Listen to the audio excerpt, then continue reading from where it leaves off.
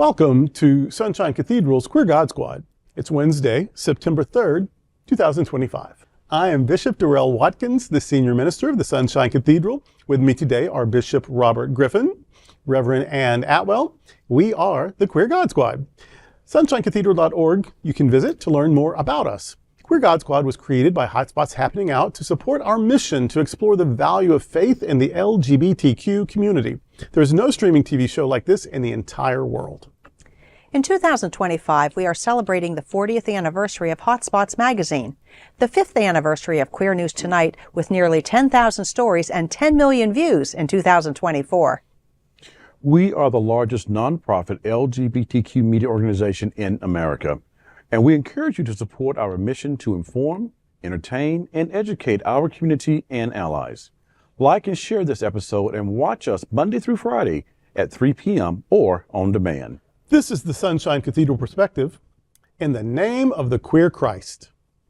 The concept of a queer Christ offers a profound theological reinterpretation, viewing Jesus through an LGBTQ+ lens. It highlights his radical inclusivity, compassion for the marginalized, and challenge to the rigid societal norms, resonating deeply with queer experiences of otherness and divine love.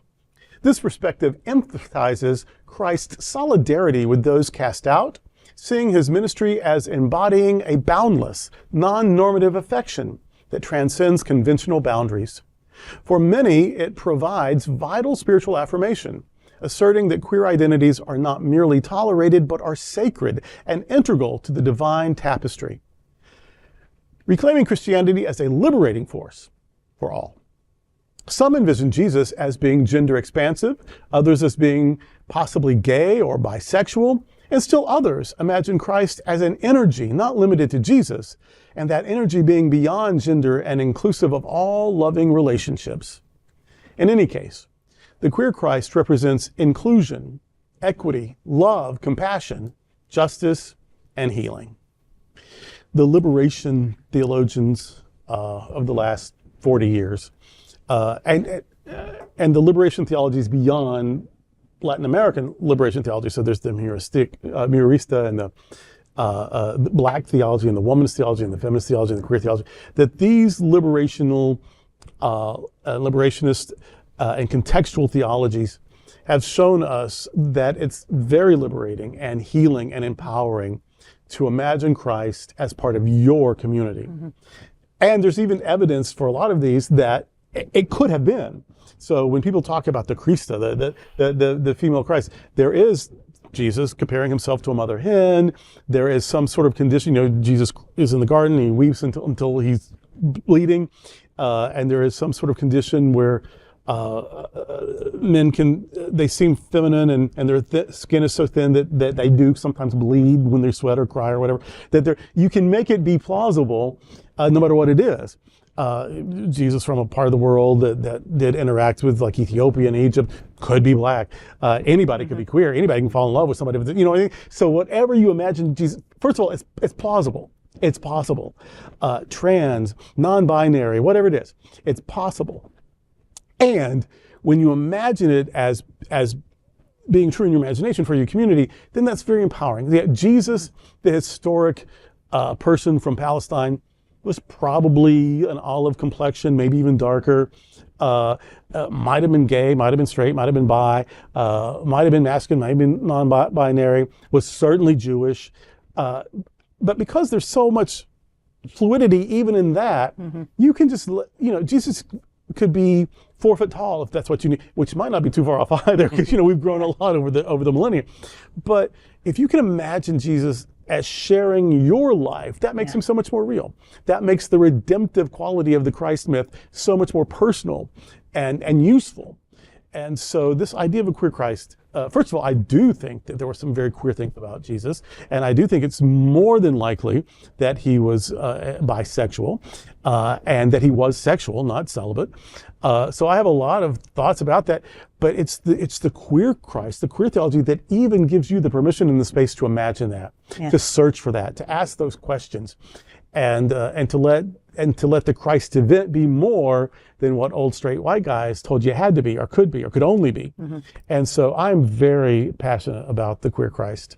And I'm very on board with people who are as passionate about the Black Christ and the Latin Christ and the Christ with AIDS. That these are very, it makes Christ personal, and it makes Christ real and relevant.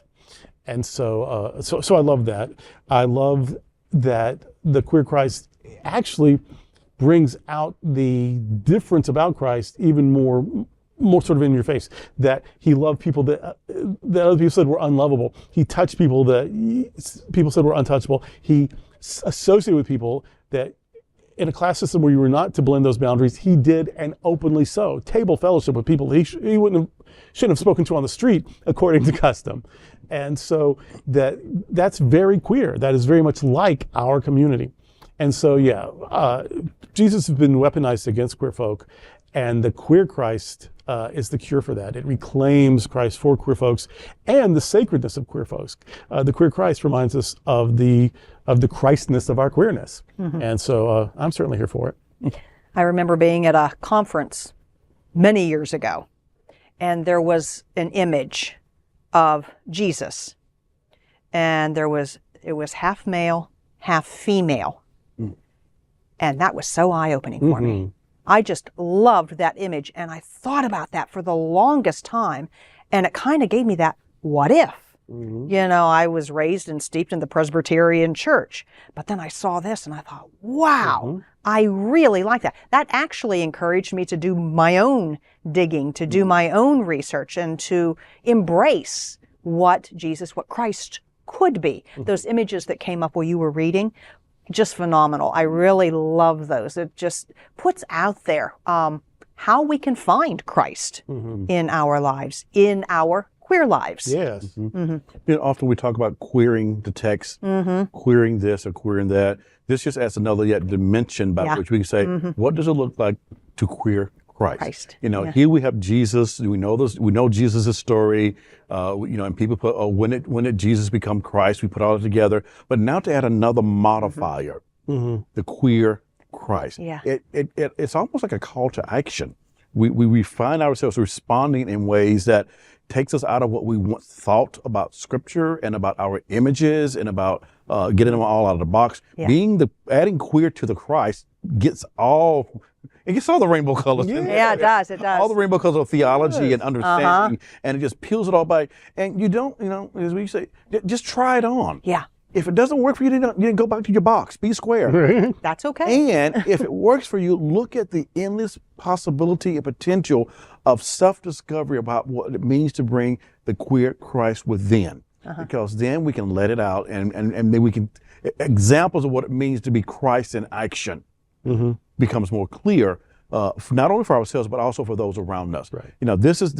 Christ to me is an action word. To be a follower of Christ, it means action. It's not something that's stagnant. Throw queer in there, you got flame in us. Flame here. And let's just look at the story. Okay, Mary has a baby, and there's some stories around that. Like, okay, there's with or without the myth, there's no dad that we can find. We don't know who it is. So it's a magical baby that, the gods, a spirit, the heaven made happen. Okay, how queer is that? That is something beyond the norm. This is something that's not the average way or the normal way of doing things. That is a queer event. Okay, well, that's a myth. What really probably happened is that she and Joseph got ahead of themselves and things happened a little early. Okay, that Jesus' mother could have been a sexual teen who did what, is highly charged, sexual hormones flowing, teens do. And yet from this normal, here comes this amazing guy. That's a queer story. Okay, but no, she wouldn't. She was a good girl, and Joseph was older. He could have controlled himself, blah, blah, blah. She was probably raped. And that was actually a very common story in the first century, that she was a rape victim. Okay, we have the child of an assault who grows up to be this liberator, that the child of violence becomes the Prince of Peace, becomes a liberator, becomes a healer, becomes an advocate for the abused and a voice against oppression. Any way you can imagine this story, it is a queer story. And then, he grows up to be a rabble rouser and a justice warrior and to break class barriers and to affirm women and to affirm children and to heal people that he shouldn't even be hanging out with, but he did.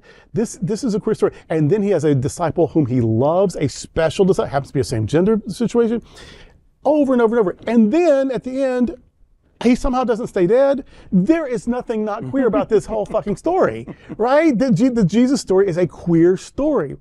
If you can't come up with a queer Christ out of that story, you haven't been paying much attention. Now you can also come up with a poor Christ and a feminist Christ, and that's the genius of the story. But queer Christ is certainly a plausible and powerful interpretation of that amazing and certainly out of the ordinary, out of the box, you might say queer story. It's beyond, and holy means unlike the others. Sacred means different from the mundane. Metaphysics is beyond the normal physical appearance of things. Any way you look at this, if it's metaphysical, if it's religious, if it's sacred, if it's queer, and queer is a synonym for all of that. So yeah, the queer Christ. This isn't something new. But it is something that's very empowering, and I hope it catches on. I mean, we've got our little bubble, but I really would like this to go mainstream. It's certainly that way in the academy, certainly like that way in super progressive churches like ours, but this really needs to become the order of the day, where your Christ gets to be like you and affirming and welcoming of every kind of human. And that's today with the Queer God Squad. Before we go, I want to invite you to like and share this episode on your social media. And I also welcome you to find Sunshine Cathedral on Facebook or Instagram. You can also like our individual pages on Facebook. Remember to visit sunshinecathedral.org frequently. There you will find Bishop Talk, where Bishop Durrell and I interview queer religious leaders from around the world, activists and scholars. We've also added a weekly lectionary discussion that you can find on the website and on the socials. Thank you for joining the Queer God Squad today. We are here daily at 3 p.m. to have some fun and to discuss what our LGBTQ community is talking about. Sunshine Cathedral is the world's leading progressive queer church. Progressive, queer, and God are words that naturally should go together. Remember that we are all in this together. Also remember, you are God's miracle, not God's mistake. Until next time, we are the Queer God Squad. Goodbye.